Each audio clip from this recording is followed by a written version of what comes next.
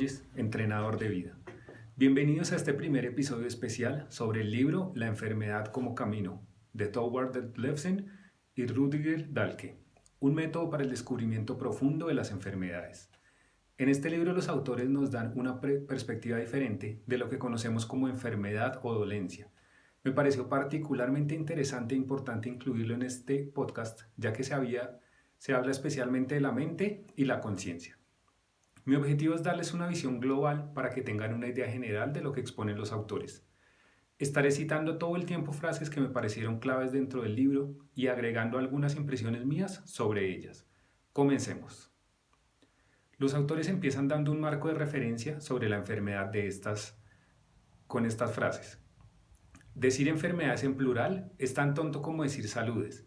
El cuerpo nunca está enfermo ni sano, ya que solo se manifiestan las informaciones de la mente.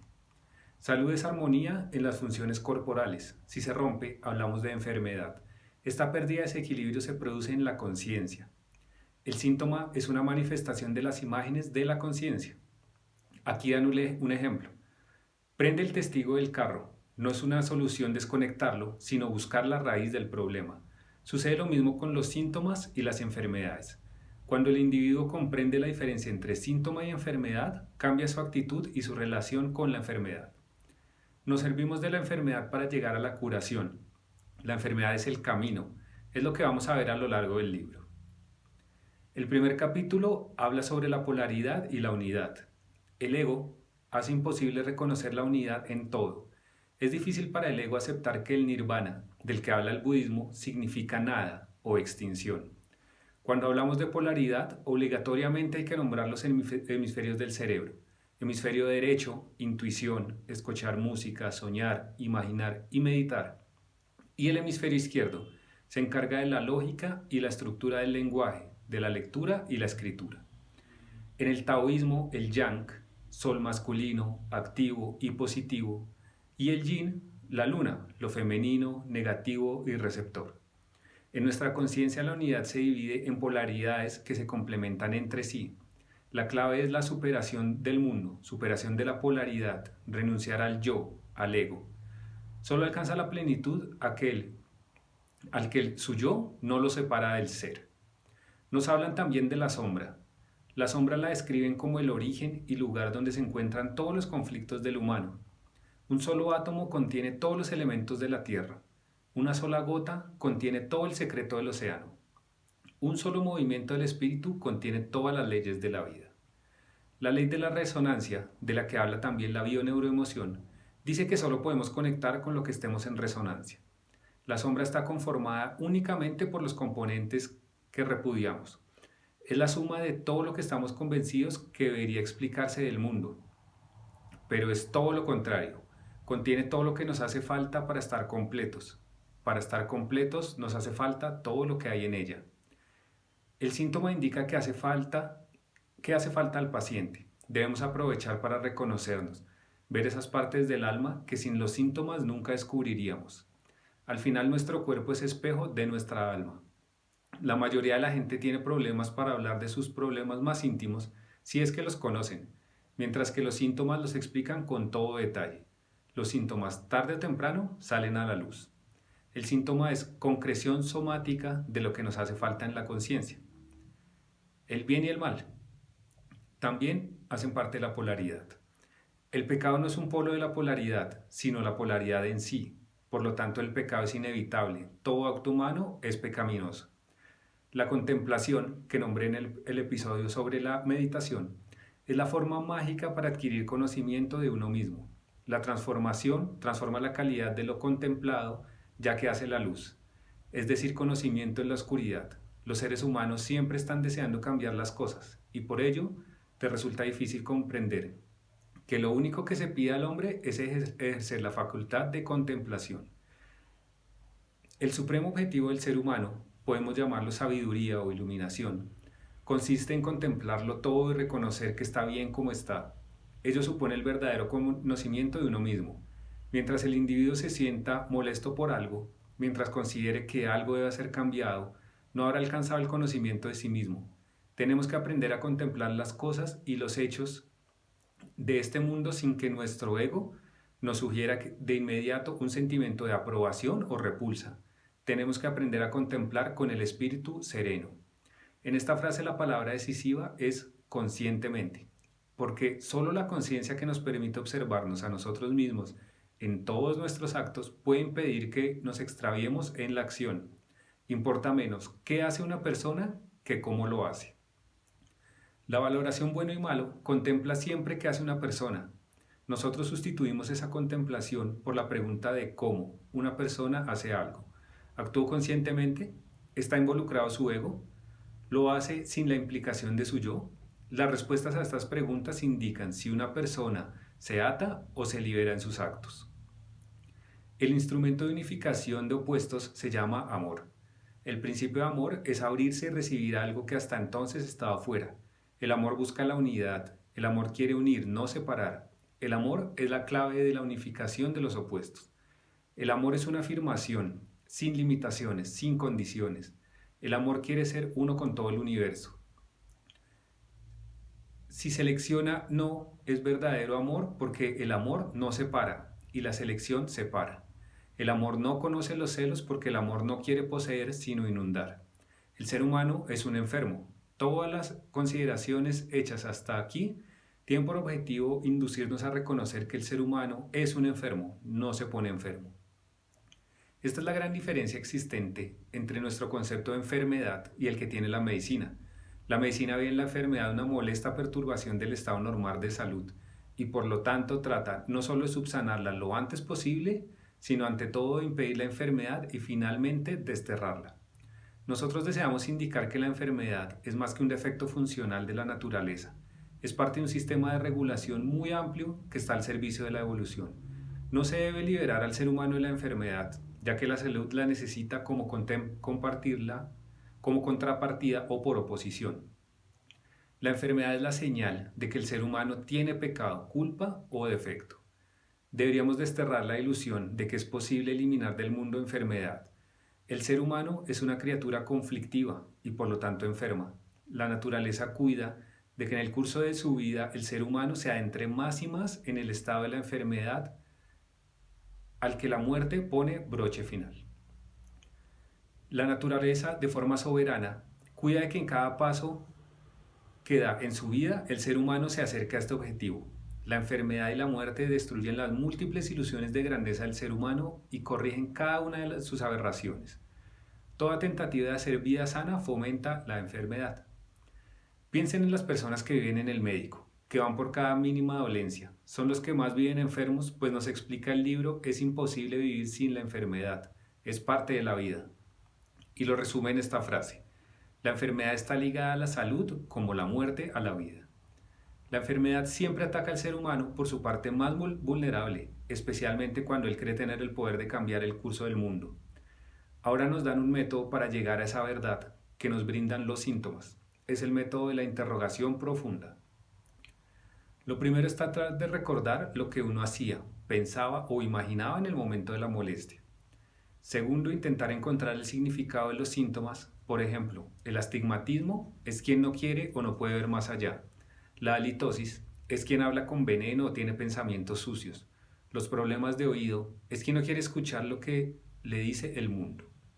Y yo agrego, la desaparición de un síntoma puede significar la resolución de dicho conflicto. Las toxinas acumuladas en el cuerpo son indicio de conflictos en la mente. Lo que se manifiesta en el cuerpo está también en el alma.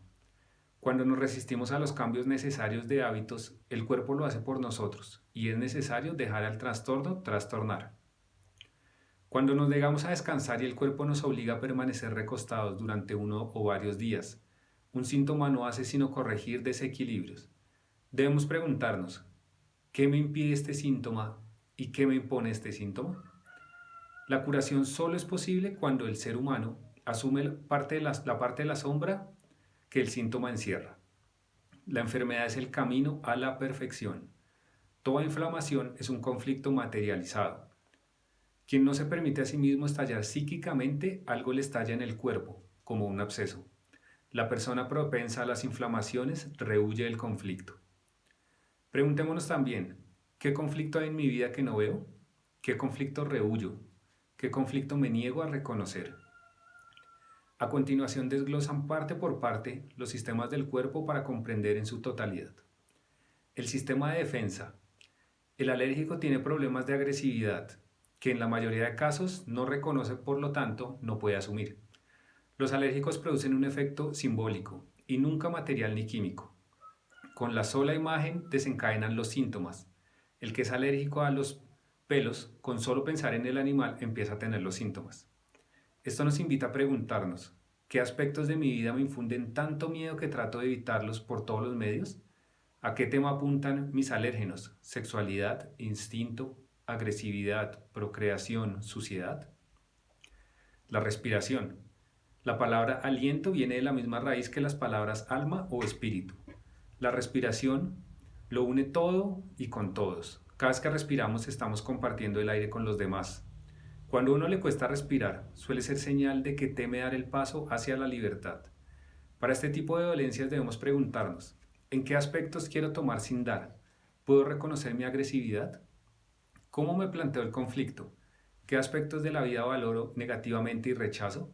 ¿Qué aspectos de la vida trato de evitar? Sobre la digestión hay una frase muy conocida, dime lo que comes y te diré quién eres. Si a una persona le apetece o no algo determinado, expresa una preferencia y da un indicio sobre su personalidad. Vomitar es rechazar lo que está recibiendo de la vida. El enfermo del estómago o no exterioriza su agresividad o demuestra una agresividad exagerada, rehúye conflictos. ¿Qué es lo que no puedo o no quiero tragar? ¿Qué me amarga? ¿Me consumo interiormente? ¿Cómo llevo mis sentimientos? El intestino delgado y el cerebro tienen su similitud. Ambos analizan, dividen y detallan. El estreñimiento, por ejemplo, es la expresión de la resistencia a dar. Por último, una mala dentadura es indicio de dificultad para mostrar su agresividad. Sobre los órganos sensoriales. Habla de aislarse del mundo real. Lo que llamamos entorno o mundo exterior no es más que un reflejo de nuestra alma. La miopía es la excesiva subjetividad. ¿Qué es lo que no quiere ver? ¿Tengo miedo de ver las cosas con nitidez? El glaucoma es el aumento de presión interna en el ojo y se traduce como lágrimas no vertidas. La enfermedad es la vía que nos conduce a la verdadera salud. Incluso la ceguera puede enseñarnos a ver, darnos una visión superior. Solo se queda sordo el que ya lo estaba hace tiempo para su voz interior.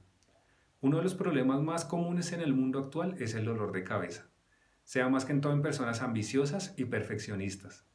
Indica que nuestro modo de pensar es erróneo, que seguimos un modo de pensar equivocado, que perseguimos objetivos dudosos. Cuando la cabeza da alarma por medio del dolor, es que ha llegado el momento de desechar la obsesión del yo quiero, la ambición y el fanatismo. Ese yo quiero que la vida sea de cierta manera y no como es. Yo agrego, es claro que le estamos dando demasiadas vueltas y pensamientos inútiles. La migraña es energía bloqueada, agresividad no canalizada. Sobre la piel, el órgano más grande del cuerpo, el primer contacto con el mundo exterior y la primera capa o protección. Toda afección de uno de nuestros órganos internos se proyecta en la piel y toda afección de una determinada zona de la piel es transmitida al órgano correspondiente. La piel es el punto de contacto con el exterior. La pubertad es un buen ejemplo de situación conflictiva por las erupciones en la piel. Preguntémonos ahora, ¿me aíslo excesivamente? ¿Buscamos alejar a los demás por medio de las afecciones en la piel? En cuanto a los riñones, representan la zona de la convivencia. Los riñones filtran y separan las impurezas. Se encargan de garantizar el equilibrio entre ácido y alcalino. La vejiga.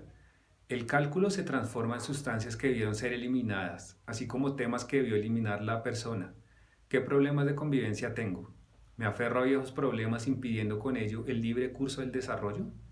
Se nombra también las frecuentes ganas de orinar sin evacuación o evacuación mínima, como la incapacidad de desasirse de un tema a pesar de la presión. La esterilidad. Para la mujer significa rechazo inconsciente, como fundarse en una motivación engañosa. Para el hombre, miedo a las ataduras y a la responsabilidad. El corazón y circulación. El hipotenso no desafía las fronteras, que son los vasos sanguíneos, mientras el hipertenso tiene un conflicto pero no lo afronta. El ritmo cardíaco, que es autónomo, imita el respiratorio, que sí es susceptible de alteración voluntaria, quiere decir que lo podemos manejar. Aquí preguntémonos, ¿tengo la cabeza y el corazón, el entendimiento y el sentimiento en un equilibrio armónico? ¿Dejo a mis sentimientos espacio suficiente y me atrevo a exteriorizarme? ¿Vivo y amo con todo el corazón? ¿Hay aún en mi vida combustible y, y explosivo? El aparato locomotor y los nervios. Si la enfermedad obliga al individuo a mantener una posición que normalmente no mantendría, revela una actitud interna que no ha vivido. El que se doblega fácilmente, el que no lleva el camino recto. La jiba es igual a la falta de humanidad. Obliga a la persona a estar jorobada en posición de sublevación, ya que él no quiso hacerlo por decisión propia. El lumbago y la ciática es quien lleva demasiado peso sobre sus hombros, comprime las vértebras y está a los nervios. Los accidentes. Los autores ponen los accidentes al nivel de las enfermedades con toda la razón. Es tan sencillo como preguntarnos por qué algunas personas constantemente sufren accidentes y otras no. Es claro que los atraemos de la misma manera que una enfermedad. Hay una frase que afirma que los accidentes no existen, pues todo es causa de nuestros actos y decisiones, nada es accidental. En el libro citan a la psicopatóloga de la vida diaria de Freud, en la que afirma que aparte de fallos, olvidos y extravíos, los accidentes son también fruto de un propósito inconsciente. La investigación psicosomática ha demostrado estadísticamente la existencia de la llamada propensión al accidente. Se trata de una personalidad que se inclina a afrontar sus conflictos en forma de accidente. El individuo que ha sufrido un accidente tiene más probabilidades de sufrir otros accidentes que el que nunca los tuvo. Los síntomas psíquicos. Todo síntoma tiene un contenido psíquico y se manifiesta a través del cuerpo. De la misma forma, el síntoma, ya sea pena o dolor, se experimenta en la mente. Trastornos del sueño, tan comunes hoy en día, acrecentados por el uso de dispositivos electrónicos en la cama. El insomnio. ¿En qué medida dependo del poder, el control, el intelecto y la observación? Eso lo preguntan puesto que en el insomnio se pierde todo el control y entre más se ansía, menos se logra. ¿Soy capaz de desasirme? ¿Me preocupo del lado nocturno de mi alma? ¿Cuánto temo a la muerte? ¿He meditado sobre ella lo suficiente? El sueño simula la muerte. La somnolencia excesiva quiere decir, rehuyo la actividad, la responsabilidad y la toma de conciencia. ¿Vivo en un mundo de sueños y tengo miedo a despertar a la realidad? Es lo que representa el despertar y el día. Sobre la adicción. Cualquier cosa puede provocar adicción cuando no lo limitamos.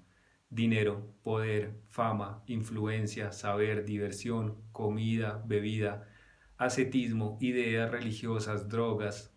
El tema central de la adicción es la huida, escapar de la realidad, no saber lidiar con los desafíos de la vida, el miedo al final. Mencionan las adicciones que en general se consideran patológicas. El bulímico busca amor, afirmación, recompensa, pero por desgracia en el plano equivocado. El alcohólico ansía un mundo sin penas ni conflictos, no está dispuesto a encararse con la conflictividad de la vida y resolverlas con el esfuerzo. En el tabaquismo, las vías respiratorias tienen que ver sobre todo con la comunicación, el contacto y la libertad. Fumar es el intento de estimular y satisfacer ese afán. La drogadicción, el hachís o marihuana tan común, sin estigmatizarla, pues son innegables sus propiedades curativas. Pero siendo completamente sinceros y viendo la realidad de su propósito, tiene una temática similar a la del alcohol. El individuo huye de sus problemas y conflictos a un estado agradable, le quita las aristas duras de la vida y suaviza el contorno. Todo es más suave y los desafíos desaparecen. La cocaína, por el contrario, mejora enormemente el rendimiento, por lo que puede proporcionar mayor éxito. La búsqueda del éxito es siempre búsqueda de amor. Cuando más se adentra uno en el camino de la verdadera búsqueda, menos necesita de las drogas. Todo lo que se puede conseguir con las drogas se puede conseguir sin ellas, solo que más despacio, y la prisa es mala compañera de viaje. La enfermedad que se tomó el mundo y ningún científico ha logrado descifrarla para encontrar una cura, el cáncer. Los estudios del oncólogo Hardy B. indican que la esperanza de vida de los no tratados parece mayor a la de los tratados. Esto es revelador y sorprendente, pues nos muestra que una enfermedad muy enigmática que no parece querer ser liquidada, sino por el contrario, comprendida. Una analogía entre el cáncer y la humanidad es evidente y crudamente descrita por los autores en el siguiente párrafo. A fin de favorecer la expansión económica, durante décadas el hombre utilizó el medio ambiente como suelo nutricio y hoy comprueba consternado que la muerte del huésped significa también la muerte propia. Los seres humanos consideran todo el mundo su suelo nutricio, plantas, animales, minerales, todo está ahí únicamente para que nosotros podamos extendernos sobre toda la tierra. ¿De dónde sacan los hombres que se comportan así el valor y la desfachatez para quejarse del cáncer, si no es más que nuestro espejo? Una apreciación fuerte. No hay que vencer el cáncer, solo hay que comprenderlo, porque cuando lo comprendemos, nos comprendemos a nosotros mismos. Pero los seres humanos siempre tratan de romper el espejo cuando no les gusta lo que ven. Los seres humanos tienen cáncer porque son cáncer. Y el remedio se llama amor. El que no vive este amor en su conciencia corre peligro de que su amor pase a lo corporal y trate de imponer ahí sus leyes en forma de cáncer. El símbolo del amor verdadero es el corazón. Casualmente el corazón es el único órgano que no es atacado por el cáncer. El SIDA, la otra enfermedad sin cura, enseña al cuerpo a renunciar al odio. Al destruir las defensas, implanta el amor indiscriminado. En conclusión, nos dan un único remedio y es abrir los ojos. En este mundo no hay nada que mejorar ni que cambiar más que la propia visión. Solo en el equilibrio de las fuerzas está la paz. El problema de una persona está siempre en su sombra. El encarar la sombra y asimilarla progresivamente es el tema central de la terapia de reencarnación. Los invito a que lean el libro para que comprendan mejor este misterio que llamamos enfermedad y tengan herramientas para enfrentarlo sin temor. Gracias por ver este nuevo episodio de Entrenamiento de Vida. Los invito a nuestras redes sociales en Twitter, Instagram y Facebook. Hasta la próxima.